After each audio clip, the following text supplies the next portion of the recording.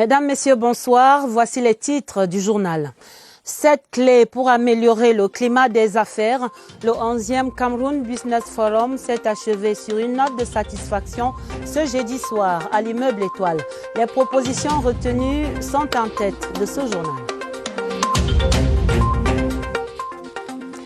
Une clé pour relancer l'économie, l'industrialisation ou l'urgence d'une transformation structurelle vers l'import-substitution. Et c'est maintenant ou jamais, entendra-t-on dans ce journal. Les clés pour le succès à l'université passent également par la restauration et le logement. Nous irons vivre l'offre de ces modalités sur les campus de Yaoundé et de Maroua. Voilà pour les titres. Développement après ce message.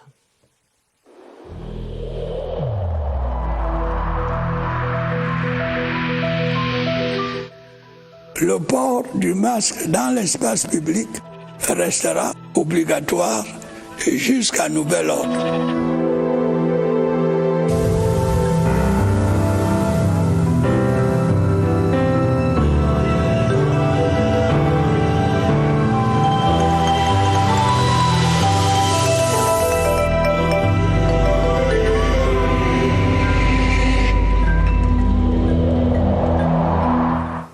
Le chiffre est parfait, 7 indicateurs de performance pour améliorer le climat des affaires au Cameroun. Cette proposition retenue au terme de la 11e session du Cameroun Business Forum, la rencontre restreinte publique-privée présidée ce jeudi par le Premier ministre chef du gouvernement visait à changer le classement du Cameroun sur l'indice Doing Business.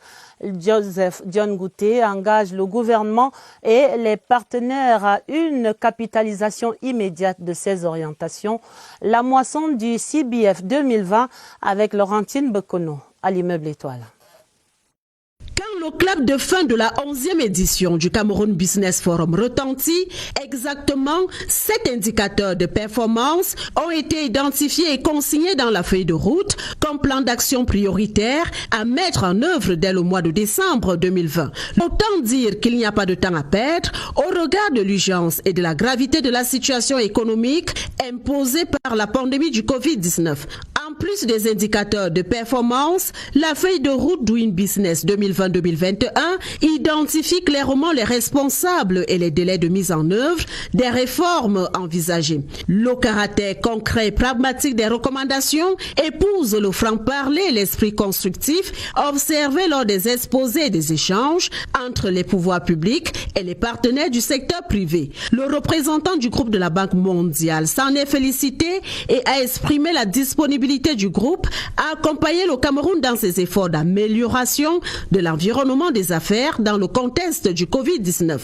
Après 3h30 de travaux en continu, le CBF 2020 s'est refermé sur cette note d'espoir instillée par le Premier ministre chef du gouvernement, dont voici la substance. Les réformes ne sont pas faites pour être conservées, elles sont faites pour être mises en œuvre. À l'opposé, il est important que les bénéficiaires des réformes s'imprègnent des avancées enregistrées afin de pouvoir en tirer avantage. Parmi les 50 participants triés sur le volet pour ce CBF 2020, des membres du gouvernement, des membres des chambres consulaires, du patronat et des partenaires techniques et financiers du Cameroun. Tous se sont séparés tout à l'heure sur une note de devoir accompli au terme des 5 exposés et des 5 heures de temps partagés ensemble. Le Premier ministre chef du gouvernement a confié sa satisfaction à notre reporter au terme de ces travaux, Laurentine Bekono, qui recueille ses propos. Ça nous a permis de faire le point sur des grands dossiers qui interpellent le secteur privé et le secteur public et pour notre classement dans le Doing Business. Je crois que nous avons eu droit à des exposés très enrichis et un débat très intense qui a permis d'aboutir à une feuille de route très appropriée et que le gouvernement et le secteur privé vont mettre en œuvre. Je saisis cette occasion pour remercier tous les responsables du secteur privé qui nous ont honorés de leur présence ce matin ici et nous continuons à travailler sous l'éclairage du président de la République, la main dans la main. Concept entendu à ce CBF 2020, transformer la crise sanitaire du Covid-19 en opportunité. C'est en tout cas le leitmotiv des opérateurs économiques. Cela s'appelle au Cameroun la résilience et même ailleurs. Quelques acteurs tirent effectivement leur épingle du jeu et résistent aux chocs actuels. Ils ont confié leur recette à Cyril Kingembepe en marge des travaux du CBF 2020. L'opportunité commence par la capacité à se poser la bonne question. Il est important de ne pas aller dans le même sens que tout le monde. Pouvoir saisir l'opportunité de la crise pour se transformer, pour se remettre en question. C'est un pays qui doit encore se transformer. Les entrepreneurs devraient, au-delà de tout, tenir un plan de continuité d'activité. Nous avons accéléré le suivi rapproché de notre clientèle. Se préoccuper même de la santé de nos déposants. Certains d'entre eux ont réussi à se positionner. Nous avons mis en place ce tissu que je vous présente, qui a été certifié en or pour la fabrication des masques, de ces produits finis, qui sont des masques pour aider nos populations. En résumé, la réussite s'appuie sur une volonté ferme. C'est le moment, au plus que jamais, de développer la production, la transformation et la consommation locale. Au niveau, par exemple, des pouvoirs publics, qu'on ait des stratégies qui fixent en bonne et due forme des objectifs de quotas de consommation locale. Les crises sont un risque à prévoir pour une activité florissante. Jugé donc par les indicateurs identifiés au cours de cette session du CBF, on voit clairement que l'économie camerounaise doit entreprendre de profondes mutations, accélérer l'industrialisation pour s'arrimer à ce qu'on appelle aujourd'hui l'import-substitution. En somme, et le gouvernement le comprend visiblement, la réforme structurelle de l'économie tant décalée est de plus en plus urgente aujourd'hui. Olivier Kingemoli. Entre le dernier CBF 2019 et celui de 2020, l'économie nationale s'est trouvée coincée par deux réalités qui ont eu pour effet de détériorer une structure malgré tout résiliente. Le CBF 2019 s'est déroulé dans la dernière année du DSCE. 2020 se tient à l'entame de la deuxième phase de ce document connu sous l'appellation de Stratégie nationale de développement 2020-2030. Ces différents éléments de compréhension appellent à une transformation structurelle de notre économie forcée par l'ampleur des conséquences et de la crise zoonoso et de la pandémie du coronavirus. La transformation dont il est question ici, telle qu'envisagée par les pouvoirs publics, induira un ensemble de réformes. L'accélération du processus de production locale préalable à une transformation interne dont l'un des objectifs va s'évaluer à travers l'import-substitution. Mais comment occulter dans le cadre de cette transformation le marqueur principal qu'est le PDI, Plan Directeur d'Industrialisation, avec ses principaux sanctuaires? Les participants aux échanges de ce 22 octobre 2020 à Yaoundé se sont bien accordés sur l'urgence de la transformation structurelle de notre économie et c'est un signal fort. Et les femmes camerounaises entrepreneurs ont leur partition à jouer dans cette relance de la croissance attendue. Elles tiennent un forum du 23 au 28 novembre ici à Yaoundé avec d'autres consoeurs du continent.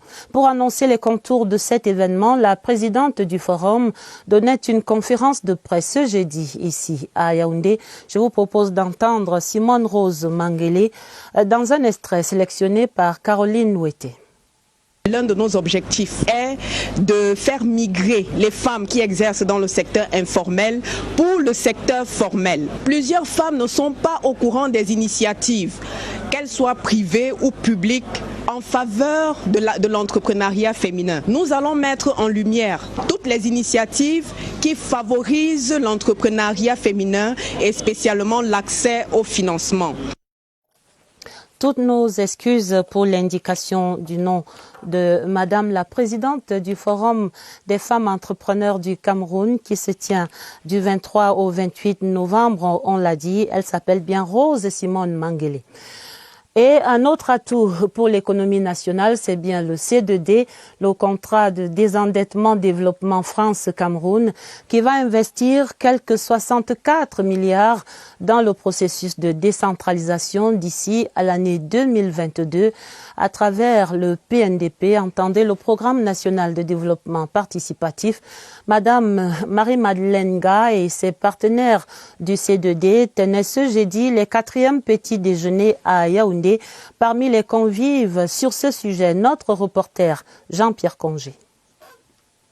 Mise en place par le gouvernement en 2004 pour accompagner les collectivités territoriales décentralisées, le PNDP est l'instrument par lequel sont injectés les fonds C2D dans le processus de décentralisation. D'ici 2022, ce sont 64 milliards au total qui seront investis et déjà 11 projets d'infrastructure ont été réalisés, près de 2000 jeunes recrutés et 5500 solutions endogènes mises en œuvre, entre autres. Avec la mise en place prochaine des conseils régionaux, les acquis du PNDP seront d'une grande importance dans l'accélération du processus de décentralisation.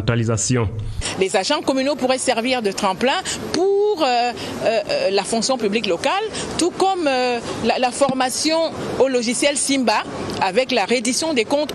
À en croire les responsables du CD2, des discussions sont en cours avec les pouvoirs publics en vue de l'extension aux régions de cet accompagnement jusque-là réservé aux communes. Sur le front des routes, le ministre des Travaux publics est en visite d'évaluation sur des chantiers à travers la République. Et ce jeudi, Emmanuel Nganou Djoumessi était à la pénétrante est de la capitale économique à Douala. Les entreprises là-bas ont jusqu'au 15 décembre 2020 pour achever les travaux d'urgence en cours depuis 2 semaines. Ce sont là les injonctions du ministre des Travaux publics à ce 3e jour de la tournée. Et sur ces pas encore à cette étape de Douala, notre reporter Rodrigue Bertrand Tueno.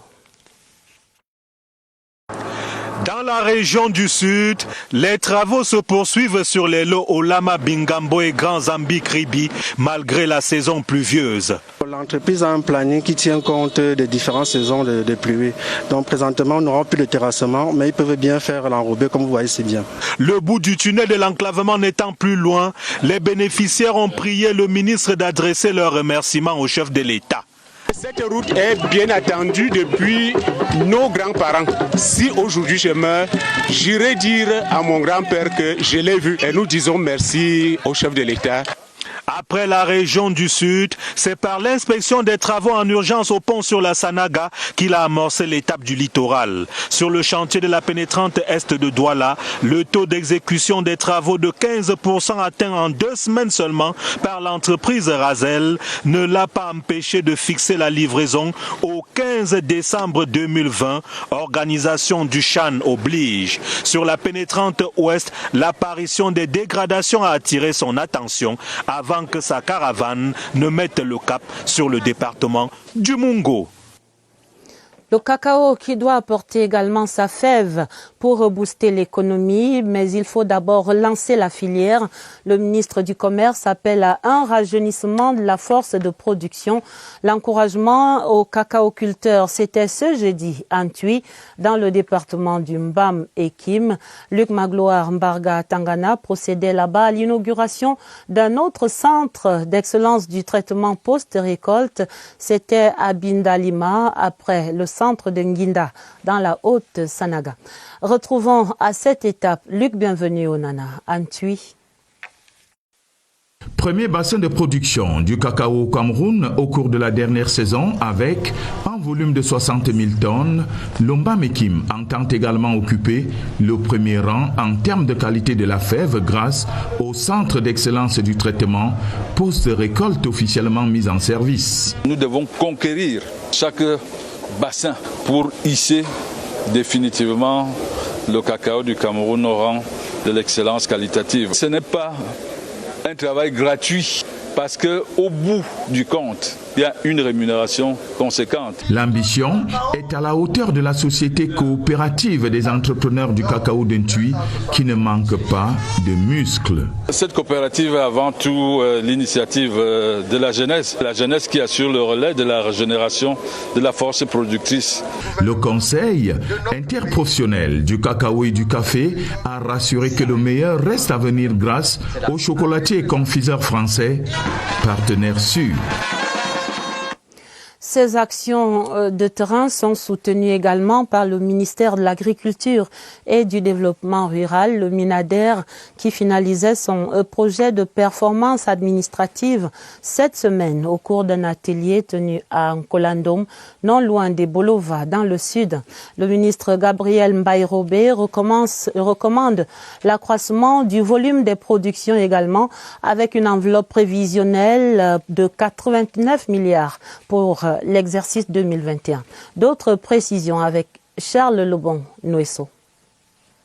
Le budget prévisionnel du ministère de l'Agriculture et du Développement rural pour l'exercice 2021 est estimé à un peu plus de 89 milliards de francs CFA. Une enveloppe validée au cours des travaux de l'atelier de finalisation des performances administratives du MINADER tenu à Nkolandom. Avec plusieurs projets à la clé pour propulser l'entrepreneuriat agricole et la productivité. Nous avons mis l'accent sur la production de riz et la production du cacao, en adossant à ça la production de produits vivriers pour assurer la sécurité alimentaire. Les participants cadres et sectoriels du MINADER venus des 10 régions ont été outillés en matière de gestion axée sur les résultats adossés sur la nouvelle nomenclature budgétaire.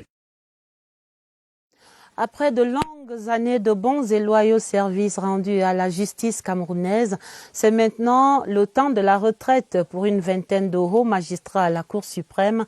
Lors de la cérémonie de revoir ce jeudi à la salle d'apparat de cette haute juridiction, le premier président Daniel Mekobe-Soné et le procureur général Luc Ndjodo leur ont remis des cadeaux de séparation en signe de reconnaissance. Voyons cela dans ce reportage de Nicole Dodo. C'est un fait inédit dans l'histoire de la Cour suprême du Cameroun. Des reconnaissances soutenues par des cadeaux du corps judiciaire aux hauts magistrats admis à faire valoir leur droit à la retraite. Les remerciements des chefs de cour ont retenti ce jeudi à Yaoundé pour saluer les états de service et l'extraordinaire travail accompli pour la justice camerounaise au siège et au parquet. C'est le moment de prendre mon temps et de tenir ma vie comme un œuf. Les mots d'accompagnement du premier président de la Cour suprême du Cameroun. Vous devez maintenant prendre congé de certaines aspérités attachées à la fonction de magistrat. Et Voltaire a écrit à juste titre que la retraite est le port où il faut se réfugier après les orages de la vie.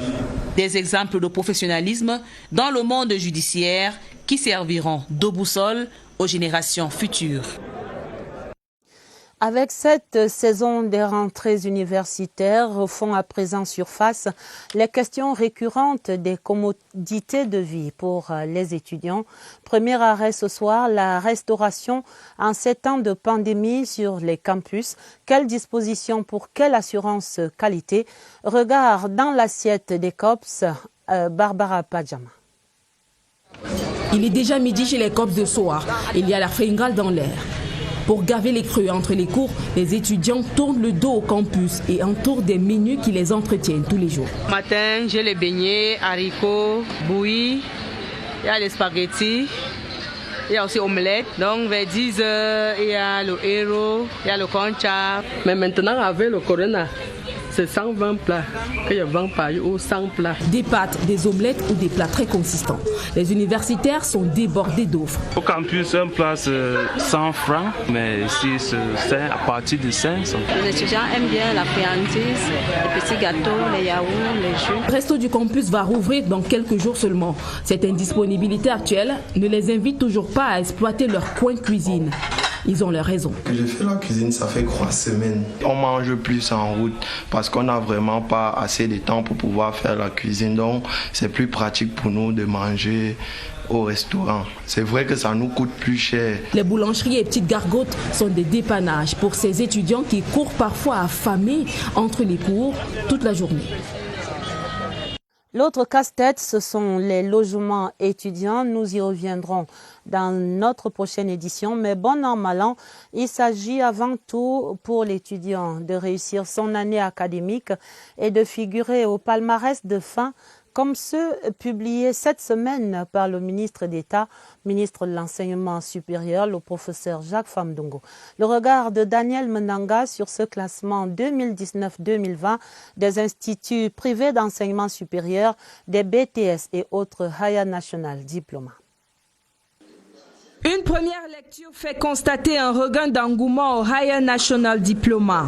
En tête, cet établissement à Boya avec une performance de 99,62% au classement général des IPES en 2019-2020. Les établissements dans cette zone ont pu tirer leur épingle du jeu, alors que si vous regardez le classement d'il y a un an, ils étaient, je pourrais dire, au bas de l'échelle. Donc je pense qu'il y a une reprise. En progression au brevet de technicien supérieur également, les filières toutes technologies, entre autres pourvoyeuses d'emploi. On a noté une grande croissance du nombre d'étudiants, du nombre d'apprenants qui ont concouru dans les filières de technologie, ce qui nous réjouit. C'est un secteur, n'est-ce pas, qui peut booster le développement du Cameroun. Une deuxième lecture surligne encore une faible diversification de l'offre de formation et des produits prisés sur le marché de l'emploi.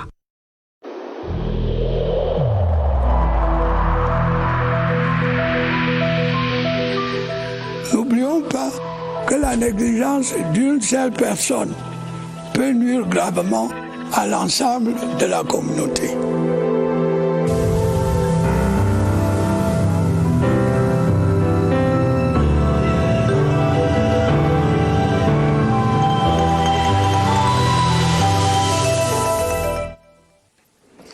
Faisons le point de cette lutte acharnée que mène le Cameroun contre le Covid-19. La surveillance frontalière est de plus en plus renforcée. De nouvelles mesures viennent en appui à celles existantes. C'est ainsi que le ministre de la Santé publique est allé vérifier la mise en œuvre du nouveau dispositif de surveillance sanitaire, certainement à l'aéroport international de Yaoundé-Nsimalen. Et nous retrouvons au centre des opérations d'urgence de santé publique à Messa, ici à Yaoundé. Notre correspondant là-bas sur place, Évariste Eyenga, vous êtes en compagnie du docteur Fils Emmanuel Mignem pour nous expliquer ce nouveau dispositif à nos entrées au Cameroun, aux portes d'entrée principales.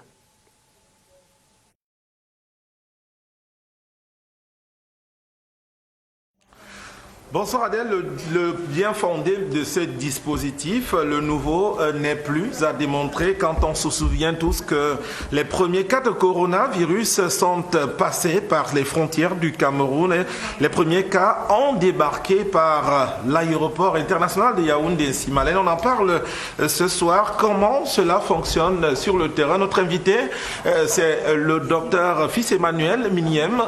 Docteur, bonsoir.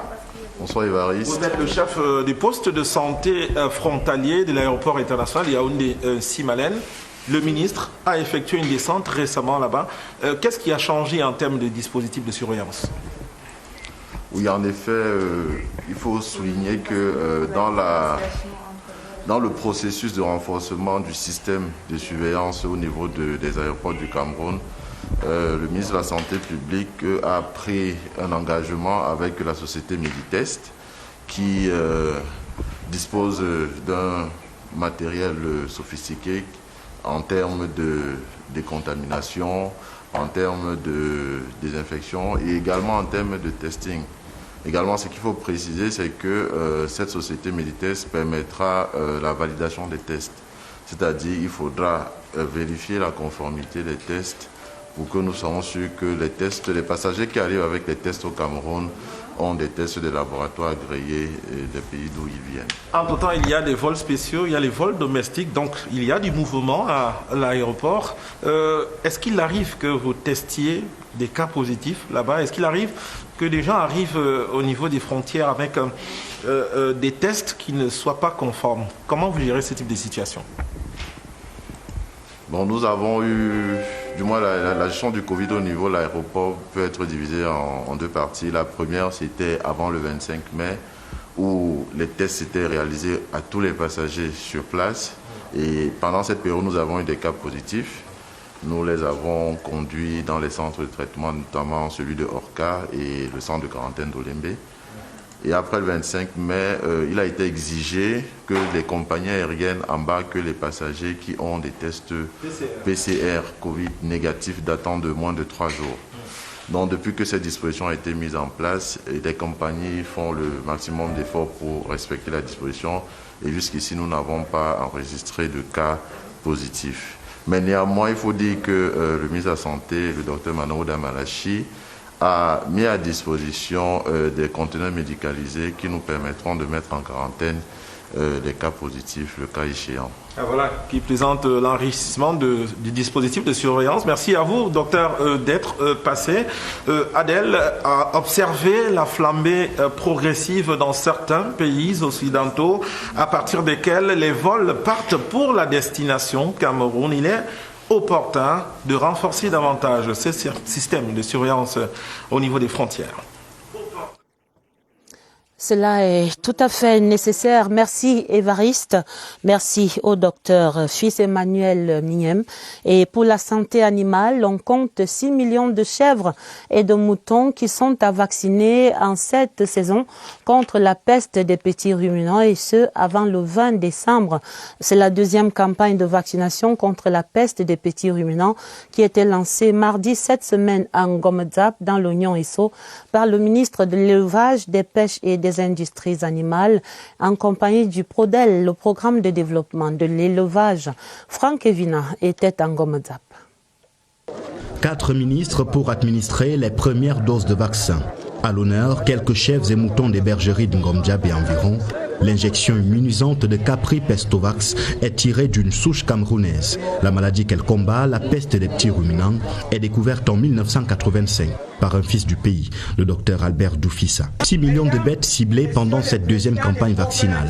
Financée par la Banque mondiale, le programme de développement de l'élevage veut ratisser l'âge. Cette opération lancée à Ngomedzap va se poursuivre pendant un mois sur l'ensemble du territoire. Nous visons ici à vacciner 100% du cheptel. Les vétérinaires installés en clientèle privée sont appelés à la rescousse. Ils iront jusque dans l'arrière-pays avec ces engins roulants. Un autre tir groupé sur la peste des petits ruminants après la campagne de 2019 baptisée Bazooka. Je vous donne lecture de ce communiqué sur la suspension d'une campagne publicitaire illicite et outrageante. Le ministre de la Communication qui porte à la connaissance de l'opinion qu'une campagne publicitaire de promotion des produits d'éclaircissement de la peau a été lancée depuis quelque temps par une entreprise de fabrication des produits cosmétiques dénommée Carimo, et ce par voie d'affichage et sur les réseaux sociaux. À l'observation, l'affiche publicitaire au centre de cette campagne comporte des jugements de valeur sur les personnes fondés sur la couleur de la peau et susceptibles par conséquent de porter atteinte à leur dignité. Par ailleurs, les messages référentiels qui s'en dégagent suggèrent des atteintes à l'éthique et à la morale publique.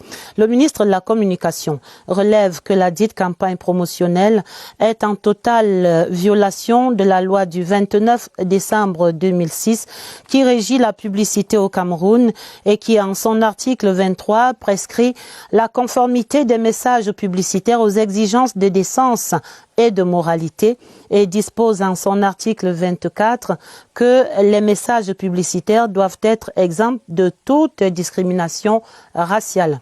En outre, la loi sus-indiquée engage en son article 57 la responsabilité pénale de celui qui fait diffuser un message publicitaire contenant des éléments de nature à porter outrage à une race ou à une religion.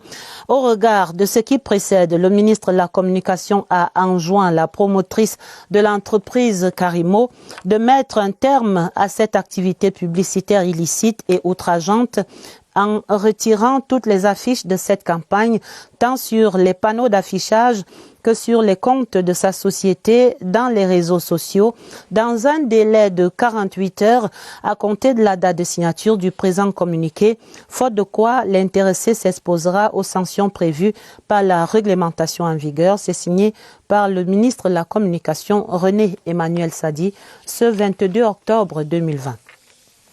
La suite du journal, la SCDP, la Société camerounaise des dépôts pétroliers, qui travaille à la sécurisation des approvisionnements en produits pétroliers. Un atelier sur cette préoccupation s'est ouvert mardi ici à Yaoundé sous les auspices de la tutelle, le ministre de l'eau et de l'énergie, Gaston Elundu Essomba. Nelly Christelle Ondoa de CRTV Centre fait le point.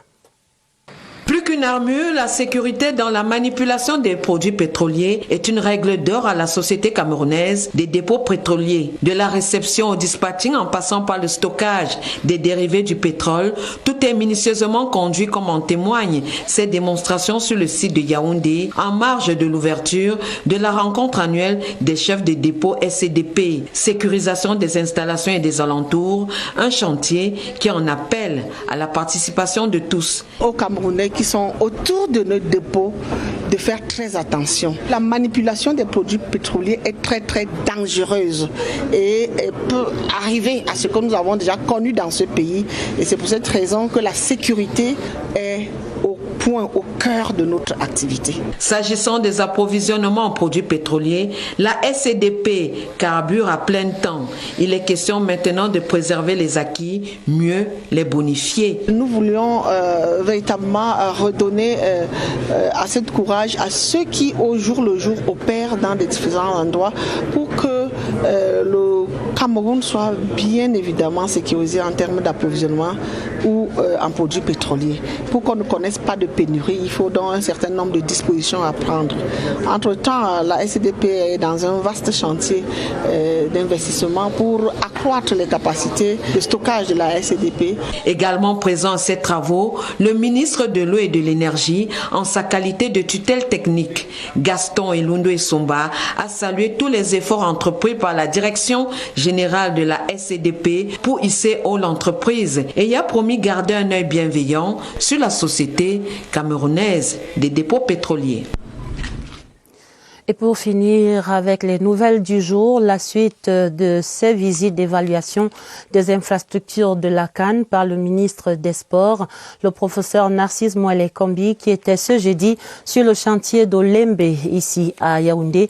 Le stade, nous dit-on, présente fière allure. La confirmation avec Germain Noël-Essengue. Bien qu'étant traditionnelle, la descente sur le chantier de Lembe ce jeudi était particulière. Nous n'excluons pas la possibilité d'offrir supplémentairement dans le package que nous voulons présenter à la CAF, d'offrir ces 2 aires des Jeux qui sont, du point de vue des composantes essentielles, prêtes et fonctionnelles, de les offrir en appui. Les 10 ouvrages sont pratiquement achevés. Pelouse verdoyante, entraînement nocturne garanti par des mâts d'éclairage, vestiaires qui n'attendent que des coffres individuels. Cet objectif intermédiaire n'influence aucunement le gros projet. Le stade principal étale sa splendeur. Pelouse et pistes d'athlétisme n'attendent plus que la délimitation. Les sièges sont entièrement numérotés. La nouveauté ici, c'est l'équipement de la salle de conférence où la pose de 150 chaises est en cours d'achèvement. Les 34 loges VIP sont installées. Pour tout dire, le grand stade d'Olembe prend de plus en plus forme. Fin prêt, dirait-on, et c'est la fin du 20h30. Le journal était préparé avec la collaboration de Alvin Giselze et de Augusta Ngononga. Vous aurez un autre journal à minuit présenté par Gilbert Ongeni et Georges Marcel Messila. Pour les éditions du 20h30 du week-end, vous serez dès demain vendredi en compagnie de Atta Badine Oumar. Je vous souhaite d'avance un excellent début du week-end et je vous dis à lundi 20h30.